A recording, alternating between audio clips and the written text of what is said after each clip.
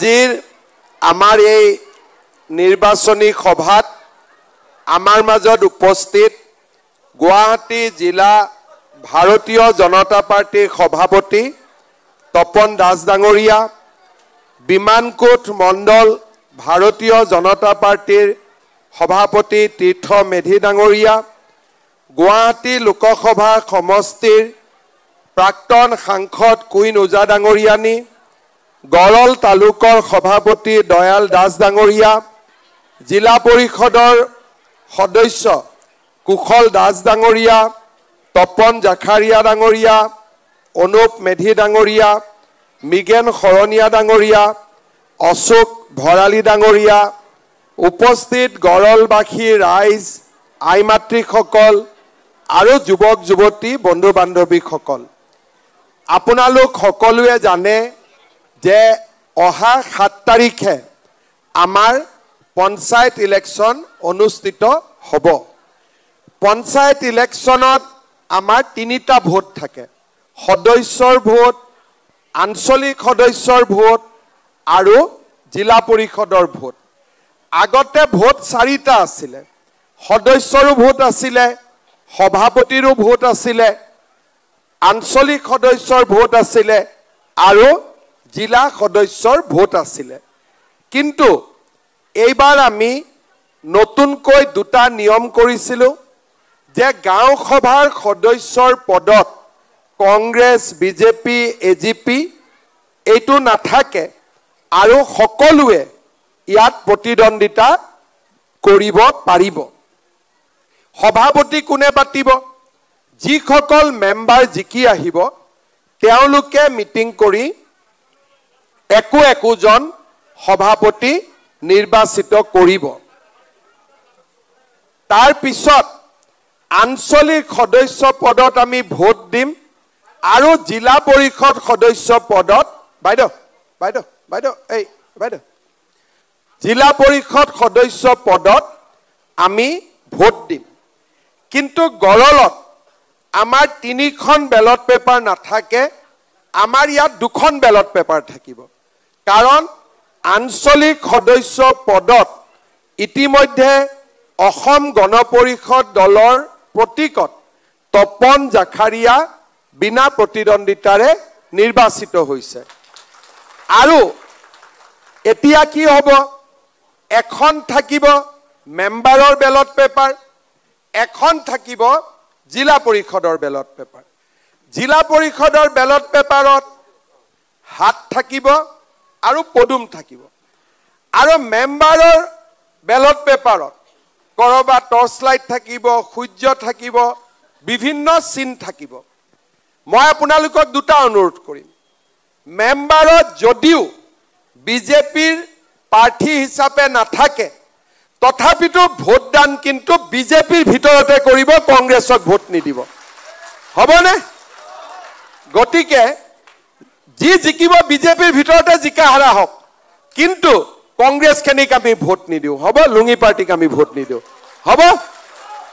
আৰু মেম্বাৰত আমি যাকে নিদিওঁ কিয়, জিলা পৰিষদত আমি কিন্তু সকলোৱে পদুম ফুলৰ ছবিত ভোটদান কৰি জয়যুক্ত কৰিম। হ'ব? শ্ৰদ্ধাৰ ৰাইজ, এতিয়া মই এটা নিজৰ কথা ক'ম। আমাৰ জালুকবাৰী সমষ্টি আগতে পাণ্ডু, শুৱালকুছি, বেজেৰা, উত্তৰ গুৱাহাটী এনেকৈ জালুকবাৰী সমষ্টি আছিলে। এতিয়া আমাৰ জালুকবাৰী সমষ্টিৰ পুনৰ গঠন হ'ল আৰু আমাৰ মালিগাঁও, পাণ্ডু আৰু এই আজাৰা, ধাৰাপুৰ, গড়ল এই গোটেই অঞ্চলটো লৈ আমাৰ নতুনকৈ জালুকবাৰী হ'ল। আগতে এই অঞ্চল পশ্চিম গুৱাহাটী সমষ্টিত আছিলে। এতিয়া আমি নতুনকৈ জালুকবাৰী হ'লো। আৰু অহাবাৰ যদি আমাৰ দলে মোক টিকট দিয়ে মই এই জালুকবাৰীতে ইলেকশ্যন উঠিব লাগিব। সেইকাৰণে মেট্ৰিক পৰীক্ষা দিয়াৰ আগতে টেষ্ট পৰীক্ষা দিব লাগে নে নাই? এই পঞ্চায়ত ইলেকশ্যনটো মোৰ কাৰণেও এটা টেষ্ট পৰীক্ষা। এইটোত পাছ কৰিলেহে মই মেট্ৰিক দিব পাৰিম। সেইকাৰণে এইবাৰ আপোনালোক সকলোৱে বিজেপি দলক ভোট দিলে ময়ো টেষ্ট পাছ কৰিম, তেতিয়া 26 চনত মই ইয়াতে আহি MLA উঠিব পাৰিম, হয় নে নহয়? টেষ্টত ফেল কৰিলেতো মেট্ৰিক দিব নোৱাৰি নে পাৰি? গতিকে মোক যদি আপোনালোকে টেষ্টতে ফেল কৰাই দিয়ে মই কেনেকৈ মেট্ৰিক দিম, হয়নে? সেইকাৰণে এইটো যদিও মই পঞ্চায়তত উঠা নাই, এক প্ৰকাৰ মোৰো কাৰণে এইটো টেষ্ট পৰীক্ষা। সেইকাৰণে আপোনালোকে যেনে তেনে সকলোৱে বিজেপি দলক ভোট দিব। আগতে কোনবাই বোলে কংগ্ৰেছক দিছিলোঁ, কোনবাই AGPক দিছিলোঁ, কোনবাই বিজেপিক দিছিলোঁ, বেলেগ কথা। এতিয়া আমি সকলোৱে একেলগ হৈ মোদী ডাঙৰীয়াক ভোট দিম, বিজেপি দলত ভোট দিম, হ'ব? আগৰ কথাবোৰ আমি মনত ৰাখি লাভ নাই। আগত যোন যি য'ত যেনেকৈ আছিল গ'ল। এতিয়া আমি নতুন কৰি এই অঞ্চলটোৰ উন্নতিৰ কাৰণে কাম কৰিম। যোৱা 1 বছৰত ইয়াতে মই অহা যোৱা কৰি আছোঁ, 2-এটা আপোনালোকৰ কাৰণে যি পাৰোঁ মই কৰি দিছোঁ। কিন্তু যিহেতু এতিয়াও ৰমেন দাই ইয়াত MLA হৈ আছে, গতিকে মই ৰমেন দাক বাইপাছ কৰিব খোজা নাই। যিখিনি পাৰোঁ লাহে ধীৰে কৰি আছোঁ, কিন্তু 26 চনৰ পৰা 100% ইয়াতে উন্নয়নৰ কাৰণে আমি সকলোৱে মিলি কাম কৰিম। এতিয়া যিখিনি হৈ আছে সেইখিনি অকণমান আৰম্ভণি।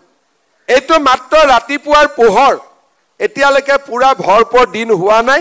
লাহে লাহে আমি কাম কৰি কৰি গৈ থাকিম। শ্ৰদ্ধা ৰাইজ, অসমত ৰাইজে আগতেও বহুত চৰকাৰ দেখিছে।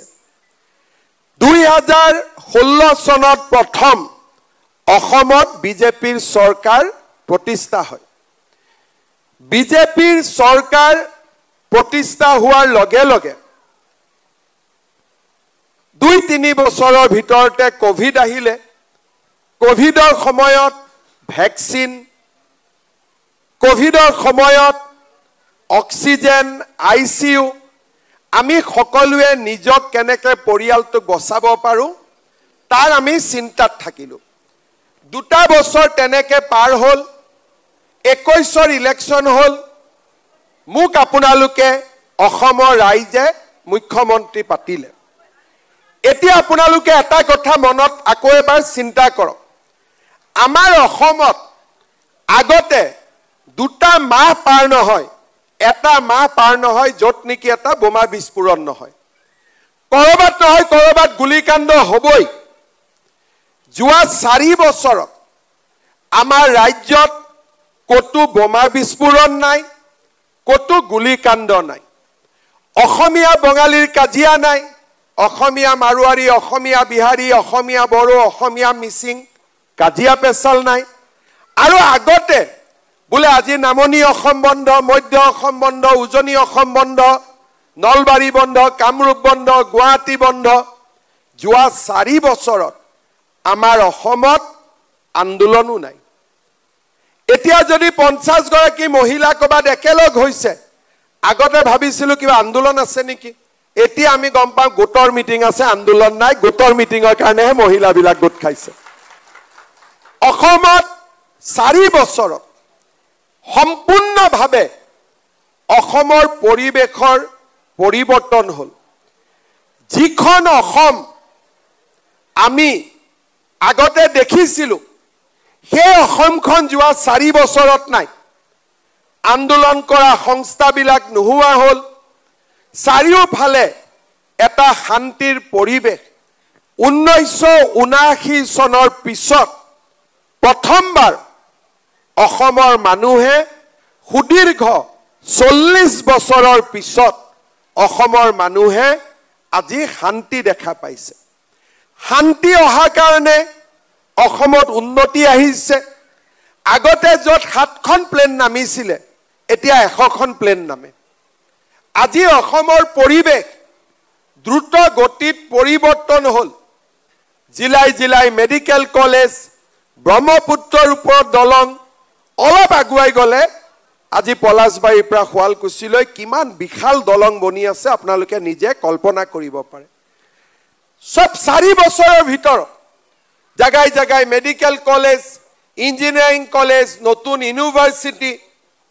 আজি আমাৰ অসমত প্ৰতিটো দিনেই নতুন নতুন আঁচনি, নতুন নতুন নিৰ্মাণ, ডাঙৰ ডাঙৰ কনষ্ট্ৰাকশ্যন আজি আমাৰ অসমত মানুহে অৰ্থনৈতিক উন্নয়ন দেখা পাইছে প্ৰথমবাৰৰ বাবে আগতে অসম আন্দোলন আলফাৰ আন্দোলন বড়ো আন্দোলন কিবা এটা শেষ হয় আকৌ নতুন কিবা এটা ওলায় কিন্তু যোৱা 4 বছৰত আমি আমাৰ ৰাজ্যখনলৈ এক ভাবিব নোৱাৰা পৰিৱৰ্তন কোনেও কল্পনাও কৰিব পৰা নাছিল যে কেতিয়াবা বড়োলেণ্ডত আন্দোলন নাথাকিব কেতিয়াবা কাৰ্বি পাহাৰ শান্তি হ'ব কেতিয়াবা আমাৰ ল'ৰা ছোৱালী আলফালৈ যোৱা বন্ধ হ'ব আজি আমাৰ ৰাজ্যখনৰ চাৰিওফালে শিক্ষাৰ পোহৰ পৰিছে মহিলাসকলৰ মাজত গোট গঠন হৈছে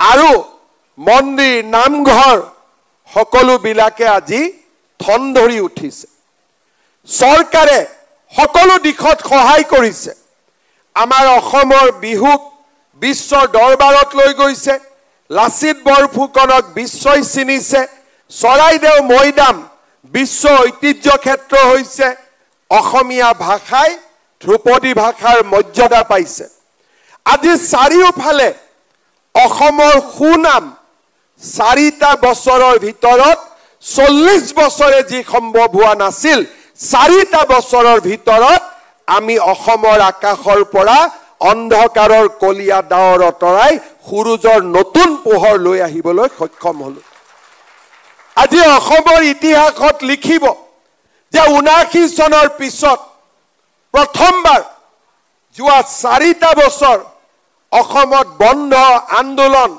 সংঘাত একো নাই প্ৰথমবাৰ ল'ৰা ছোৱালীয়ে টকা পইচা নিদিয়াকৈ চাকৰি কি বস্তু তাক বুজি পাইছে আগতে এটা চাকৰিৰ কাৰণে অংগনবাদীৰ কাৰণেও 1 লাখ এছিএছ চাকৰিৰ কাৰণে 1 কোটি টকালৈকে মানুহে টকা দিব লাগিছিল আজি চাকৰিত টকা দিয়াটো বাদে দিয়ক তামোল পান এখনো কোনেও খাব আজি সাহস নকৰে আজি আমাৰ অসমত অসমীয়া ভাৰতীয় মানুহসকলে সাহসেৰে নিজক নিৰাপদ অনুভৱ কৰিছে আমিতো আজাৰাত আছো গড়লত আছো আপোনালোকে চিন্তা কৰক ধুবুৰী মানকাছাৰ গোৱালপাৰাত যি অসমীয়া মানুহ য'ত 10% নাই তাতো যোৱা 4 বছৰত অসমীয়া মানুহ সাহসেৰে আছে আমাৰ ছোৱালী বোৱাৰীক কোনেও এতিয়া বেয়া দৃষ্টিৰে চাব নোৱাৰে গুৱাহাটীৰ কথা মই কোৱা নাই ধুবুৰীটো আজি আমাৰ অসমৰ ছোৱালী বোৱাৰীক কোনেও ৰঙা চকুৰে চাব নোৱাৰে বেয়া চকুৰে চাব নোৱাৰে কাৰণ গম পাই চৰকাৰ আছে অলপো যদি গণ্ডগোল কৰো ক'ত কি হৈ যায় ঠিক নাই আজি অসমত ড্ৰাগছ যিমান বেয়া কাম চলি আছিল বন্ধ কৰিবৰ বাবে চেষ্টা কৰা হৈছে ফৰেষ্ট বিলাকৰ পৰা অবৈধ বাংলাদেশীক উচ্ছেদ কৰা হৈছে আজি আমাৰ চাৰিওফালে অসমীয়া মানুহবিলাকে নিৰাপদ অনুভৱ কৰিছে চৰকাৰী আঁচনি আহিছে আগতে চৰকাৰী আঁচনি পাবৰ কাৰণে কংগ্ৰেছৰ মিটিঙত নগলে চৰকাৰী আঁচনি নাপাইছিলে আৰু আঁচনি কি আছিলে লুঙি ধুতি খুটা আঠুৱা আৰু কম্বল মিটিং হয় মহিলাসকলক কয় কংগ্ৰেছৰ মিটিঙত আহিব লাগে বোলে কি পাম খুটা পাম মিটিঙত গলো 5000 মহিলা খুটাৰ বান্ডল আছে 200টা তাতে মাৰা মাৰি কাজিয়া পেছাল তাতে হুলস্থুল পুৱাতকৈ নোপোৱা মানুহৰ সংখ্যা বেছি এতিয়া আমি অৰুণোদয় দিওঁ 10 তাৰিখে ধুনীয়াকৈ বেংকৰ একাউণ্টত সোমাই পত্নীৰ একাউণ্টত টকা সোমাইছে বুলি স্বামীয়েও গম নাপায় ইমান লাহে কৰি টকাটো সোমাই যায় হয় না নহয় আগতে কিবা এটা হলে হুলস্থুল আর তার মাজতো কংগ্রেস কেটাই কবাত নহয় কবাত টকা কালেকশন কৰিব চেষ্টা কৰিয়ে থাকিছিল এতিয়া একো নাই সকলো ঠাণ্ডা কলেজত ছোৱালী পঢ়িছে বোলে নিযুত মইনা আঁচনি এজিপি নে নুখুদে বিজেপি নে নুখুদে কংগ্ৰেছ নে নুখুদে মাত্ৰ ফৰ্মখন ফিল আপ কৰি দিও শান্তি মই কৰিব পাৰিলেতেন যে বিজেপি হে নিযুত মইনা পাব বিজেপি হে অৰুণোদয় পাব কিন্তু আমি কৈছো দুখীয়া মানুহখিনিয়ে পাই যাও আমাৰ ইয়াত বহুতে অৰুণোদয় পাইছে যিখিনি অৰুণোদয় পোৱা নাই দুখীয়া মানুহ তেওঁলোককো এবাৰ মই গোটেইখিনি অৰুণোদয় দি বিষয়টো একেবাৰে শেষ কৰি দিম যাতে সকলোৱে ধুনীয়াকৈ পাই যাব পাৰে ইয়াৰ লগে লগে মোদী ডাঙৰীয়াই আমাক বিনা পইচাত চাউল দিছে ঘৰত যদি বেমাৰ হৈছে কাৰ্ড আছে 5 লাখ টকালৈকে আমি আয়ুষ্মান ভাৰত আয়ুষ্মান অসম পাইছো কৃষক সন্মান নিধিৰ ধন পাইছে কলেজত বিনামূলীয়া এডমিশন আগতে এডমিশনৰ কাৰণে গাঁওবুঢ়া মৌজাদাৰ পঞ্চায়তৰ সাৰ্টিফিকেট লাগিছিল এইবাৰ মই নিয়ম কৰিছো কাৰো সাৰ্টিফিকেট নালাগে ৰেশন কাৰ্ডখন দেখুৱালে আমি কলেজত এডমিশন পাই যাম লাহে লাহে অসমৰ পৰিবেশ অসমৰ পৰিস্থিতি ডাঙৰ ৰাজ্যবোৰ যেনেকুৱা তামিলনাডু মহাৰাষ্ট্ৰ তেনেকে অসমৰ পৰিবেশ আমি বদলাই লৈ গৈ আছো বুলে গাড়ী চলাবৰ কাৰণে লাৰ্নাৰ লাইসেন্স লাগে কম্পিউটাৰতে পাই গল যাবৰ কাৰণে প্ৰয়োজন নাই লাহে লাহে অসমৰ পৰিবেশ 4টা বছৰত আমি পৰিৱৰ্তন কৰিলো আৰু অনাগত দিনত আমি পৰিৱৰ্তন কৰি গৈ থাকিম এতিয়া আমি ইমানখিনিলৈকে চিন্তা কৰিছো যেনেকে আজাৰাত এখন মটৰ ভেহিকল ট্ৰেইনিং ইনষ্টিটিউট হ'ব লৰা ছোৱালীয়ে গাড়ী তাতে শিকিব তাতে লাইসেন্স পাব দ্বিতীয় যোৱা দৰকাৰ নাই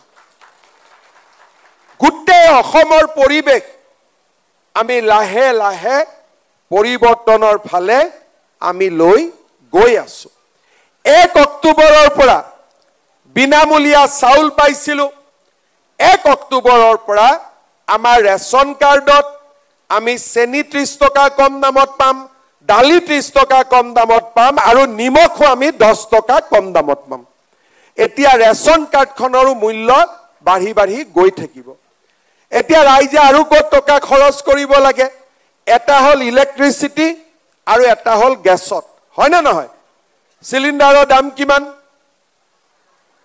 1050 টকা নে 1000 টকা 950 লগত 50 টকা হাজাৰ লয় নেকি এজেন্টে নে নলয় এতিয়া 1 অক্টোবৰৰ পৰা আপোনালোকৰ গেছৰ সিলিন্ডাৰ মই 650 টকাত দি দিম উজ্জ্বলা গেছৰ কাৰ্ড কাৰ আছে যাৰ উজ্জ্বলা গেছৰ কাৰ্ড আছে তেওঁলোকৰ গেছ মই 250 টকাত দিম হ'ব 1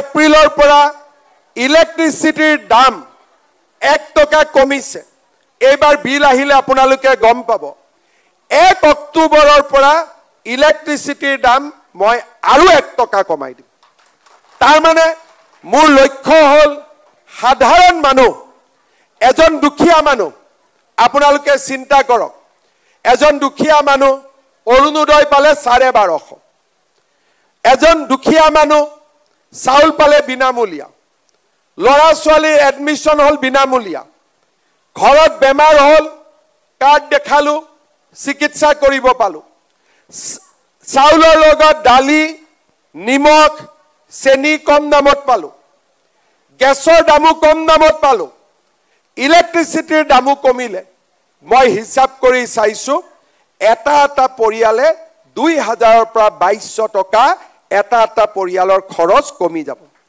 ছোৱালীৰ পঢ়াৰ খৰচ দিব নালাগে কলেজত গলেই ছোৱালীয়ে নিযুত মইনা আঁচনি পায় ক্লাস 9ৰ লৰা ছোৱালীয়ে সাইকেল পায় এইবাৰ আমি আৰু এটা আঁচনি আনিছো যাতে মেট্ৰিক পৰীক্ষা দিয়া লৰা ছোৱালী দুখীয়া হলেও ভাল কৰি যাতে গাখীৰ এগিলাস হলেও খাব পাৰে লৰা ছোৱালী মেট্ৰিক দিয়াৰ আগতে প্ৰত্যেক মাহত 300 টকাকৈ তেওঁলোকক মই বেংকত দি গৈ থাকিম মোৰ উদ্দেশ্য হল যাতে মেট্ৰিক ক্যান্ডিডেট জনে কিতাপ কিনিব পাৰে পেন কিনিব পাৰে কাগজ কিনিব পাৰে গাখীৰ এগিলাস যাতে ঘৰত খাব পাৰে আমি মধ্যবিত্ত মানুহবিলাকে বুজি নাপাওঁ আমাৰ ঘৰৰ লৰা আছে বাচ্চা গাখীৰ দিলে হিয়তি গাখীৰে নাখায় মাকে গাখীৰ দিয়ে গাখীৰ নাখায় আকৌ বহুত মাকে ল'ৰাক গাখীৰ খুৱাব বিচাৰে, মাকৰ তাত গাখীৰ নাই। গতিকে আমি আজি সকলোৰে কাৰণে চিন্তা কৰিছোঁ। চাকৰি বিনামূলীয়া হ'ল, কিন্তু চাকৰিৰ ইণ্টাৰভিউ দিব টকা লাগে। যোৱাবাৰ এডিআৰিত আমি ফিজ কৰিছিলোঁ 400 টকা, পৰীক্ষা পাতোঁতে খৰচ লাগে। কেণ্ডিডেট হ'ল 5 লাখ। বহুতে মোক ক'লে যে আমাৰ ইমান পইচা নাই, ক'ৰ পৰা দিওঁ? এইবাৰ বিনা পইচাত কৰিলোঁ, কেণ্ডিডেট হ'ল 11 লাখ। তাৰমানে 400 টকাটোৰ কাৰণেও বহুত ল'ৰা ছোৱালীয়ে পৰীক্ষা দিব নোৱাৰে, কাৰণ বাৰে বাৰে পৰীক্ষা, আজি বেংকৰ পৰীক্ষা, কালি এডিআৰি পৰীক্ষা, পৰহি হেল্থত পৰীক্ষা, মাহত বহুতবাৰ দিব লাগে ফৰ্ম ফিল আপ কৰোঁতে।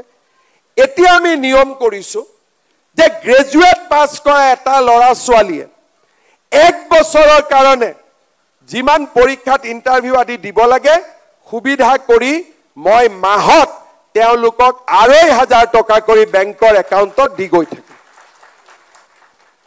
আজি দুখীয়া মানুহ হওক, মধ্যবিত্ত মানুহ হওক, ইলেক্ট্ৰিচিটিৰ দাম কমক, গেছৰ দাম কমক, চিকিৎসাটো অলপ শিথিল হওক, প্ৰত্যেক পৰ্যায়ত। আগতে আমাৰ ধৰ্মক লৈ কোনেও চিন্তা নকৰিছিল। এই বছৰ মই 25,000 নামঘৰক 3 লাখকৈ টকা দিছোঁ। 25,000 ভিতৰৰ গাঁৱত আগতে যি নামঘৰ, চালিৰ নামঘৰ আছিল, এতিয়া সকলো নামঘৰ লাহে লাহে ধুনীয়া হৈছে। কোনেও চিন্তাও কৰা নাছিল।